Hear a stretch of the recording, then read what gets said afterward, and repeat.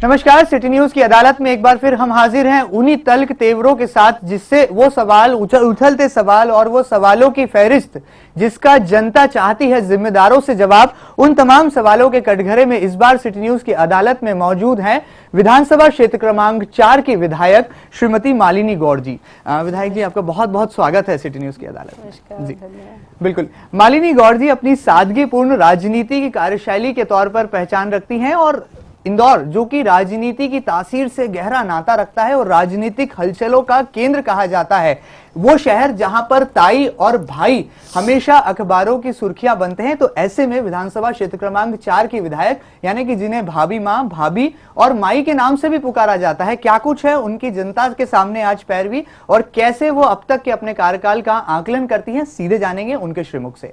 सबसे पहले विधायक जी, आप जब 4 साल पहले विधायक बनी तो जो वादे आपने जनता से किए थे किस हद तक पूरे हो पाए हैं, और लगता है आपको कि मिशन 2013 में जो जनता के बीच रहकर आपने सक्रियता निभाई, उनको सुख दुख में आप उनके खड़ी रही, विकास को लेकर विधानसभा में नुमाइंदगी की, उसका कितना असर जनता पर होने वाला है? मैंने जो चुनाव में वादे किए थे करीब 80 से 85% मैंने पूरे किए हैं। जी जी। उनमें पूरे विधानसभा क्षेत्र की सड़कें, जो कि करीब 2 करोड़ 23 लाख की लागत से सभी सड़कें बनाई गई। जी जी। 75 लाख के पानी के लिए जो बोरिंग करवाए गए और करीब 3 टंकियां हमारी विदुर नगर, द्रविड़ नगर और जैन कॉलोनी की 3 बड़ी टंकियों का निर्माण हुआ। जी जी। और सेंटेक्स की जो 10 टंकियां 30 टंकियां मैंने पूरे क्षेत्र में रखवाई। बिल्कुल। और लगभग अभी इस वर्ष के कार्य सतत चल रहे हैं। बिल्कुल। अब तक जो आपका राजनीतिक सफरनामा रहा है, हालांकि जनता से आपका जो रिश्ता है वो बहुत ही संवेदनशील भरा रिश्ता है और कहीं ना कहीं पारिवारिक पृष्ठभूमि को देख करके जनता आपको वोट देती है, मतदान करती है। जनता से जो आपने वादे किए थे वो अपनी जगह है, विकास के कार्य अपनी जगह है। ऐसे में मध्य प्रदेश में शिवराज सरकार के जो काम है वो कितनी आपकी मदद करते हैं एक विधायक होने के नाते? मेरा सभी लोग सहयोग करते हैं। जी जी। और काफी हद तक सरकार भी मेरी मदद करती है। जी। उसमें अनेक कार्य है, जैसे क्षेत्र की जनता के लिए चिकित्सा सहायता जो उपलब्ध होती है माननीय मुख्यमंत्री जी के द्वारा, वो भी चिकित्सा सहायता मैंने करीब पूरे क्षेत्र में कई लोगों की और सतत करती आ रही। बिल्कुल।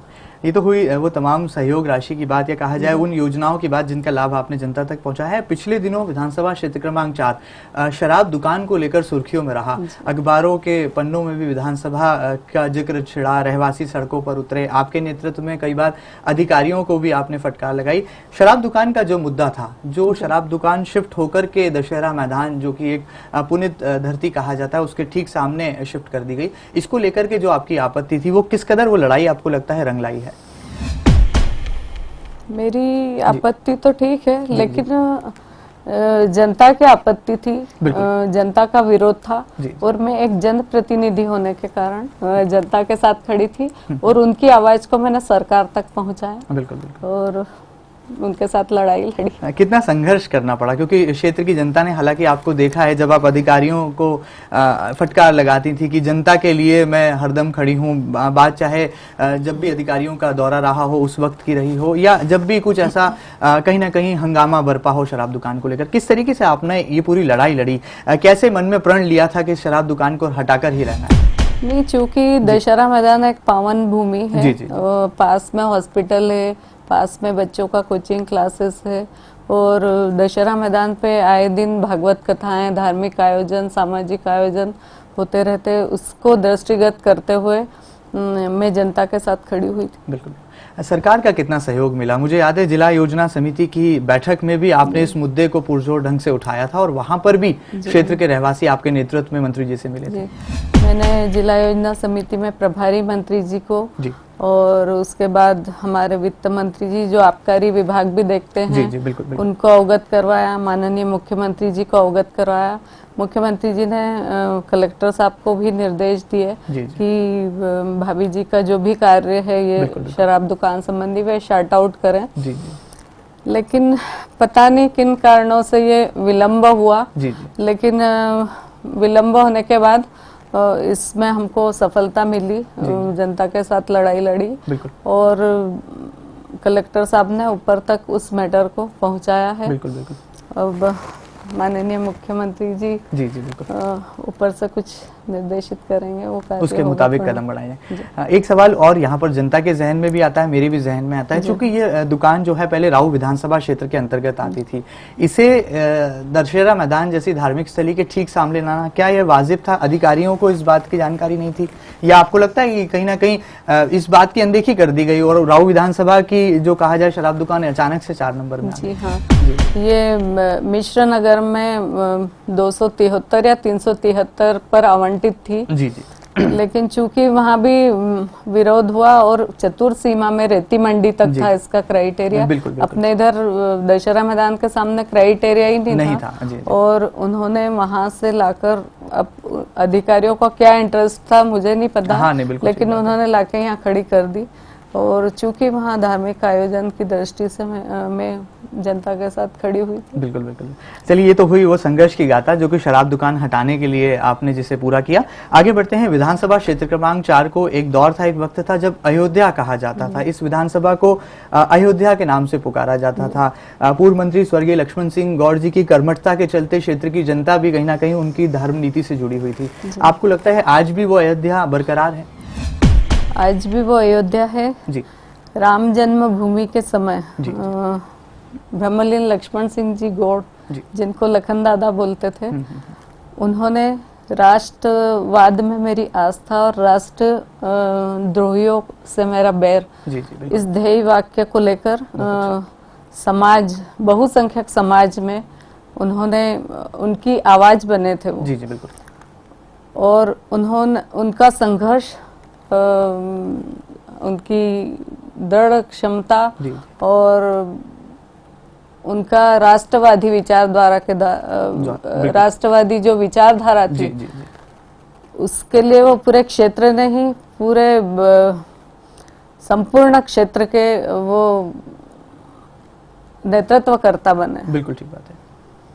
और 1990 से लेकर 1993 तक लोकसभा, विधानसभा और नगर निगम के चुनाव में उन्होंने विजय प्राप्त करवाई। जी जी। और 1993 में जी जी बिल्कुल भारतीय जनता पार्टी ने उन्हें विधानसभा का चुनाव लड़ने की जो जवाबदारी दी, जी जी बिल्कुल, उसमें पूरी जनता ने अपने प्यारे लखन को बहुमत के साथ विधानसभा में पहुंचाया और पूरी क्षेत्र को अयोध्या बना दिया। बिल्कुल सही बात है। और उस अयोध्या को लेकर जी जी और उनके जो कार्य, उनके लिए जो लोगों के मन में श्रद्धा और जो उनका समर्पण था, उसको लेकर आज भी वो अयोध्या है। और हम सब उनके जो समाज कार्य किए, उसको लेकर हम सतत उस पद्धति पर चल रहे हैं। बिल्कुल। और आगे भी मैं उनसे प्रेरणा लेकर सतत उनके कार्यों को आगे बढ़ा रही हूँ। यही मेरा कर्म है, यही मेरा धर्म है और यही कर्तव्य। बहुत अच्छी बात कही। यहाँ पर बेहद ही संवेदनशील मसला है और अयोध्या एक ऐसा शब्द, एक ऐसा अल्फाज है जो अपने आप में पूरी परिभाषा को संजोए हुए है। और जिस तरीके से एक कार्यशैली और कर्म विशेष के चलते एक क्षेत्र यानी एक इलाके को अगर अयोध्या के नाम से पुकारा जाता है, तो जनप्रतिनिधि की कहीं ना कहीं जो भूमिका है वो बेहद ही अलग ढंग से प्रस्तुत होती है, जिसका बखान यहाँ पर विधायक श्रीमती मालिनी गौड़ जी ने किया। आगे बढ़ते हैं। हिंद रक्षक संगठन का गठन भी उन्होंने किया था। गरबे का बड़ा आयोजन वहाँ दशहरा मैदान पर होता है। आज आप किस तरीके से इसको आगे बढ़ाती चल रही हैं, उस परंपरा को निभा रहे हैं? उन्होंने समाज में जो हमारे व्याप्त कुरीतियां जो आ गई थी हमारे समाज में, उसके सुधार के लिए उन्होंने हिंद रक्षक संगठन के माध्यम से कई कार्य किए थे। जैसे फाग यात्रा, गरबे का आयोजन और एक पुण्योदय प्रकल्प जो हम कॉपी का वितरण करते सरकारी स्कूल को। तो वे तीनों प्रकल्प सतत चल रहे हैं। पूरे समाज के सहयोग से हम लोग कार्य करते हैं और वे सतत चल रहे हैं। बिल्कुल, चलिए तो बहुत अच्छी बात है और कहीं ना कहीं समाज सेवा का एक जो जज्बा है वो राजनीति में आज भी जिंदा है, आज भी कायम है, आपकी इन बातों से साफ तौर पर झलकता है। आगे बढ़ते हैं, अगर हम विधानसभा क्षेत्र क्रमांक 4 की बात करें, विपक्ष कहीं नजर नहीं आता। अगर कांग्रेस के पास देखें तो चेहरों की दरकार है। आपको क्या लगता है वाकई में मिशन 2013 यानी कि नवंबर में होने वाले विधानसभा चुनाव में क्या विपक्ष कोई चुनौती है? किस तरीके से विपक्ष को देखते हैं? विपक्ष कोई चुनौती नहीं है। मध्य प्रदेश और क्षेत्र क्रमांक 4 में कांग्रेस एक बड़ी पार्टी के रूप में है, लेकिन उन्होंने जनता के बीच में आकर कोई सकारात्मक पहल नहीं की है। मैंने लगातार सामाजिक, धार्मिक और अन्य आयोजनों से जनता के बीच में सतत संपर्क किया है। बिल्कुल ठीक बात। और उनकी आवाज बन के खड़ी हुई, तो वो कोई चुनौती नहीं। बिल्कुल ठीक बात है। कहीं ना कहीं यहाँ पर कांग्रेस को एक चुनौती नहीं कहा जा रहा है और एक तरीके से ऐसा माना जा रहा है कि कोई सकारात्मक या कोई ऐसा पहल नहीं हुई है राजनीतिक तौर पर, जिसके चलते विधानसभा क्षेत्र क्रमांक 4 में आपकी स्थिति अब भी मजबूत है। बिल्कुल, आगे बढ़ते हैं। जिस तरीके से अब तक का आपका जनता के सुख दुख की अनुभूति सतत संपर्क से ही होती है, बिल्कुल तो वो मेरा सतत संपर्क है। बिल्कुल ठीक है, बिल्कुल ठीक है। चलिए आगे बढ़ते हैं। अब इंदौर जो कि राजनीति की अलग परिभाषा करने वाला भी शहर है, यहाँ पर ताई भी हैं, भाई भी हैं, दादा भी हैं, बाबा भी हैं, राजनीति में तमाम चेहरे हैं। ऐसे में विधानसभा क्षेत्र क्रमांक 4 की विधायक यानी कि आप मालिनी गौड़, किस तरीके से तालमेल बैठा पाती हैं आप? क्योंकि राजनीति में आपने जो हालात देखे, जो समीकरण देखे, परिस्थितियां देखी, हालांकि व्यक्तिगत सवाल है लेकिन जनता कहीं ना कहीं ये बात आपसे सुनना चाहती है, इसलिए मैंने सवाल आपके समक्ष रखा है। कैसे तालमेल बैठाती हैं तमाम जो गुट हैं उनके बीच में, कैसे अपनी राजनीति को आगे बढ़ाना, विधानसभा में नुमाइंदगी करना? किसी गुटबाजी में नहीं हूँ, मैं भारतीय जनता पार्टी के एक कार्यकर्ता हूँ और सभी मेरे वरिष्ठ नेता हैं। मैं बहुत छोटी सी कार्यकर्ता हूँ और मैं उनका सम्मान करती हूँ और सतत संपर्क में रहती हूँ। बिल्कुल ठीक बात है। ताई के बेहद करीबी आप मानी जाती हैं। जब जब भी ताई ने इंदौर शहर के बारे में कोई मुद्दा उठाया है तो उनके साथ में विधानसभा क्षेत्र क्रमांक 4 की विधायक मालिनी गौड़ साथ खड़ी नजर आई हैं। मीडिया के कैमरों ने भी कभी देखा है कि ताई के बेहद करीब नजदीकी, अगर कोई आयोजन का मसला हो, कोई त्यौहार को मनाने की बात हो, आप उनके साथ उनकी परछाई के तौर पर हैं। किस तरीके से ताई भी आपको राजनीतिक जीवन में एक प्रेरणा देती है? ताई जिस दौर से गुजरी है उसी दौर से मैं भी गुजरी हूँ। बिल्कुल बिल्कुल। लेकिन मैं चाहे ताई हो, चाहे कैलाश जी हो या चाहे कोई भी वरिष्ठ नेता हो, मैं उनका सम्मान करती हूँ। चलिए बहुत अच्छी बात है। आगे बढ़ते हैं। जिस तरीके से आपका जो विकासनामा रहा, आपने कई सारे काम गिनाए, बात चाहे सड़कों की हो, पानी टंकी के निर्माण की हो या अन्य किसी विकास कार्य की हो, आपको लगता है कौन सा वो सपना है जो विधानसभा क्षेत्र क्रमांक 4 को लेकर अब भी आपका अधूरा है? और अगर जनता आपको मौका देती है नवंबर में होने वाले विधानसभा चुनाव में मतदान के जरिए, तो उसे पूरा करने के लिए सबसे पहली प्राथमिकता आप दिखाएंगे? मैं भमलिनी लक्ष्मण सिंह जी गौड़ के समय कोटी चंडी महायज्ञ में माननीय मुख्यमंत्री जी ने एक तो दशहरा मैदान की बाउंड्री वाल की घोषणा की थी और उसके लिए मैं सतत प्रयासरत हूँ। और मेरे क्षेत्र में जनमानस के लिए एक बड़ा जो विश्राम बाग की जगह, उससे बगीचा बनाने के लिए मैं लगातार प्रयासरत हूँ। तो ये दोनों मेरा काम है जो मैं करूंगी और ये प्रक्रिया में भी है। बिल्कुल ठीक। चलिए, आपने मुख्यमंत्री शिवराज सिंह चौहान जी का जिक्र छेड़ा है, तो हाल ही में उन्होंने एक ऐसा ऐलान किया है कि मध्य प्रदेश में 50% तक महिलाओं को टिकट दिए जाएंगे। ये भारतीय जनता पार्टी एक ऐतिहासिक कदम उठाएगी, ऐसा कहना है मध्य प्रदेश के मुख्यमंत्री शिवराज मामा का। आपको क्या लगता है उनका ये कदम कितना जो है लाभकारी सिद्ध होगा, खासतौर पर महिलाओं के दृष्टिकोण से? वैसे तो शिवराज भैया ने पूरे मध्य प्रदेश में महिलाओं के लिए कई योजनाएं बनाई, कई योजनाओं को मूर्त रूप दिया है। उन्होंने बहनों के रूप में कई सौगातें दी है और आगे भी जो यदि उनके मन में जो भाव है, मैं उनका सम्मान करती हूँ और वो उनका निर्णय स्वागत योग्य। बिल्कुल ठीक है। एक महिला विधायक होने के नाते कितनी खुशी होती है जब प्रदेश का मुख्यमंत्री ये कहे कि आधे भैया अब अपना किनारा कर लें क्योंकि महिलाएं अब आने वाली हैं राजनीति में। कितना आपको इस भाषण को सुनने के बाद, इस बात को आप तक पहुंचने के बाद जो है व्यक्तिगत रूप से इसका स्वागत करने की भावना जागी? नहीं, उनकी भावनाओं को गलत उससे लिया गया है।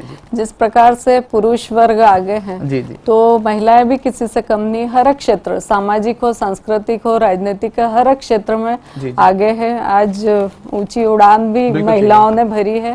तो कोई अतिशयोक्ति नहीं है कि महिला आगे आए तो उनका सम्मान जरूरी। बिल्कुल ठीक बात है। मैं महिला होने के नाते इसका सम्मान करती हूँ। बहुत अच्छी बात है। अब मतलब कहीं ना कहीं राजनीति में जो तमाम भैया हैं उनको भी अब किनारा करने की जरूरत है, क्योंकि प्रदेश के मामा यानी कि मुख्यमंत्री शिवराज सिंह चौहान कहते हैं कि 50% तक टिकट महिलाओं को बांटे जाएंगे। बहरहाल आप इस बात से कितना वाकिफ हैं? आपको लगता है वाकई में भैया दूर हो जाएंगे, किनारे हो जाएंगे और महिलाओं को टिकट मिलेगा? नहीं, उन्होंने क्या कहा ये तो मुझे नहीं मालूम, लेकिन उसको किस तरह से पेश किया गया, बिल्कुल ये कुछ भी हो सकता है। जी। उन्होंने हमेशा भैयाओं को भी सम्मान दिया और बहनों को भी सम्मान दिया है, और लाडलियों को भी उतना पुरस्कार दिया। लाडलियों को जब वो सम्मान देते थे तो मतलब भांजिया बोलते थे, भांजियों को सम्मान देते थे, तो बोले भांजे भी खड़े हो, बोले हम कहाँ जाएंगे मामा, तो उन्होंने भांजों को भी उतना ही सम्मान दिया। बहुत अच्छी, मतलब उनकी नजर में दोनों बराबर हैं। बिल्कुल। और खासकर महिलाओं को ज्यादा सम्मान किया। बिल्कुल ठीक बात है। राजनीति में सूझबूझ और सरल स्वभाव बेहद ही कम देखने को मिलता है, लेकिन विधानसभा क्षेत्र क्रमांक 4 की विधायक यानी कि वो इलाका जिसे अयोध्या के नाम से भी भारतीय जनता पार्टी के तमाम नेता पुकारते हैं, वहां की विधायक मालिनी गौड़ जी का मानना है कि मुख्यमंत्री जी उतना ही ख्याल भैयाओं का भी रखते हैं जितना महिलाओं का रखते हैं, उतना ही अपनी भांजियों का ख्याल रखते हैं और उतना ही अपने भांजों का ख्याल रखते हैं। बहरहाल मुख्यमंत्री जी की बात है तो मध्य प्रदेश में शिवराज फैक्टर काम कर रहा है। ऐसा कहा जा रहा है कि मध्य प्रदेश में एक बार फिर मुख्यमंत्री शिवराज सिंह चौहान जी का जो चेहरा है वो भाजपा के लिए एक बार फिर मुख्यमंत्री की गद्दी पर बैठने वाला है, और शिवराज फैक्टर के गुणगान राजनीतिक विश्लेषक भी गा रहे हैं। आपका क्या आकलन है इस बार मध्य प्रदेश के विधानसभा चुनाव? नरेंद्र जी आपने बिल्कुल सही कहा। जी। माननीय शिवराज भैया ने पूरे मध्य प्रदेश में अपनी एक विशिष्ट पहचान बनाई है, और उन्होंने सतत कार्य किया है, लगातार कार्य किया है भारतीय जनता पार्टी के लिए, और 2013 में पुनः भारतीय जनता पार्टी में शिवराज भैया मुख्यमंत्री बनकर स्थापित होंगे। बहुत अच्छी बात है। आपने शिवराज जी को शिवराज भैया के नाम से पुकारा है तो एक और सवाल मेरे जहन में आया है। अक्सर विधानसभा के सत्र के दौरान आपका भोपाल यानी कि राजधानी जाना होता है, मुख्यमंत्री से सौजन्य भेंट भी जायज है, बिल्कुल होती है, और तमाम विकास से जुड़ी योजनाओं को लेकर के भी आप चर्चा करते हैं। कोई ऐसा संस्मरण जो आपको लगा वाकई में कि शिवराज जनसेवक हैं, जननायक हैं, उनकी उस बात से परिलक्षित हुआ? आपकी कोई ऐसी भेंट जो आप जनता को बताना चाहेंगे कि जिसके जरिए मध्य प्रदेश के मुख्यमंत्री शिवराज सिंह चौहान की संवेदनशीलता भी झलके, और वाकई में अगर आपने कोई बात उनके सामने रखी हो तो उसे पूरा करने में एकदम से तत्परता उन्होंने दिखाई हो? कोई ऐसा अनुभव आपको याद आता हो जो आप जनता के सामने आज साझा करना चाहें सिटी न्यूज के माध्यम से? वैसे तो हमेशा उनका मुझे आशीर्वाद और सहयोग मिला, लेकिन जब पहली बार ब्रह्मलीन लक्ष्मण सिंह जी गौड़ का अवसान हुआ था और उसके तुरंत बाद मुझे घर आकर उन्होंने संबल दिया था, बिल्कुल, वो मैं कभी नहीं भूल सकती, मैं उनकी हमेशा ऋणी रहूंगी। और कोई ऐसी संस्मरण आप सुनाना चाहें जो वाकई में मुख्यमंत्री जी के किसी कर्म से, किसी कार्य से जुड़ी हो, आपको जो याद आती हो, जो वाकई में लगता है कि जनता को भी अगर ये बात पता लगे तो उससे एक सकारात्मक छवि ना केवल आपकी एक जनप्रतिनिधि होने के नाते उनके बीच जाएगी, बल्कि मुख्यमंत्री की संवेदनशीलता भी कहीं ना कहीं झलके?